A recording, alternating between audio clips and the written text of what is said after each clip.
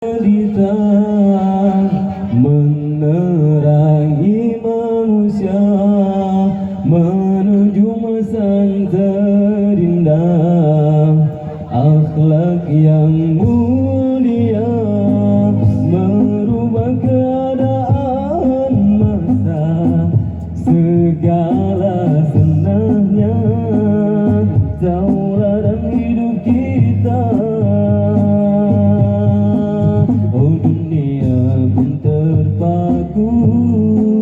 Saat Allah mengutusnya, segenap keutamaan pengembang disalahnya, terangi kegelapan di masa jahiliyah.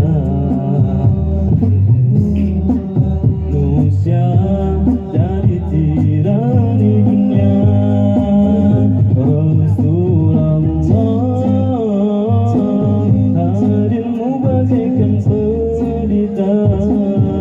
menerangi manusia menuju masa yang terindah, akhlak yang mulia merubah keadaan masa, segala senangnya tauladan hidup kita.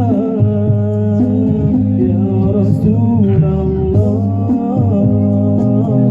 Ya Habibullah, Ya Rasulullah.